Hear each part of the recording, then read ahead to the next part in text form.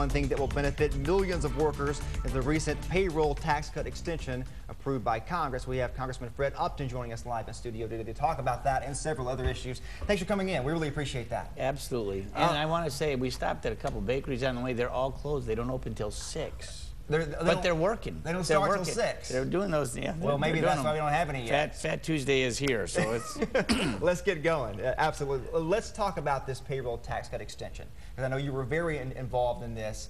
The Democrats seem to be, propping this up as a big win for them. But as you've said in the past, there's something for everybody here. Well, you'll remember that we passed in the House, we passed a bill for a full year. The president even called for a full year extension as well. There are 3 members from Michigan actually on the conference committee to iron out the differences between the two, the House and the Senate. I was one of those 3.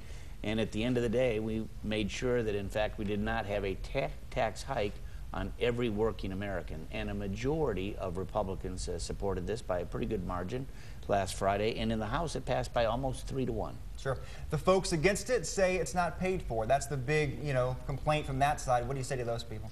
Well, we paid for all the new spending in the bill. So we did a number of different things. We did this spectrum sale, which is going to help with our first responders, interoperability, make sure that we have all the devices and the uses for our BlackBerries, everything else. And we did the doc fix, which fixes the reimbursement rate for physicians. We had unemployment reforms as well that were part of that package. And at the end of the day, the Senate, which didn't want to pay for anything, we ended up splitting the difference between the two. But had we not done so, it would have been literally $1,000 less in every working person's pocket. But still, the bill overall, to add to the deficit, somewhere $89 billion, something like that? Well, we split the difference between the House and the Senate, but we got it done. And we just knew that otherwise it was going to be a tax hike. Absolutely. And with that in mind, with those 2 things in mind, how do you think overall this helps the economy?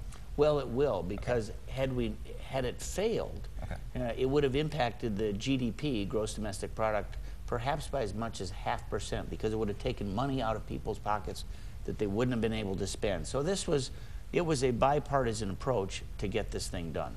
All right, let's switch gears, because last week I know another project that you've been very involved in and excited about, the Keystone XL pipeline. That first step, I'll say first step. The next step, we've had several first steps with that, and obviously the president has weighed in on that in the past as well. But it did pass the House last week, kind of under the radar just a little bit from all the tax cut extension stuff.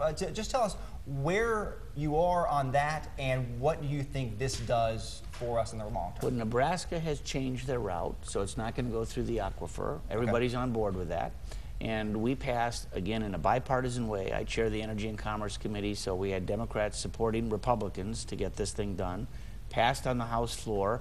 And we understand supply and demand. And when you see what's happening with Iran right now, particularly in Europe, cutting off oil to France and England, what's going to, this is 1 million barrels a day that'll come from Canada, our friend. Canada's going to produce this oil no matter what. And you might have noticed that the Prime Minister actually went to China last week to begin, hey, if the U.S. isn't going to take this, we're going to produce it. Are we going to send it to China instead? We consume 18 to 19 million barrels a day. We produce 7 to 8 million. So it has to come from someplace. Isn't it better having it come from Canada, who we know is not going to cut it off, rather than Venezuela or someplace else, knowing that we're going to need it? And it creates jobs. 20,000 direct jobs building this pipeline, more than 100,000 indirect jobs. It is a no-brainer, which is why a lot of Democrats, as well as most of the Republicans, support this, knowing that these gas prices are going up. They're double what they were 3 years ago. Let's stop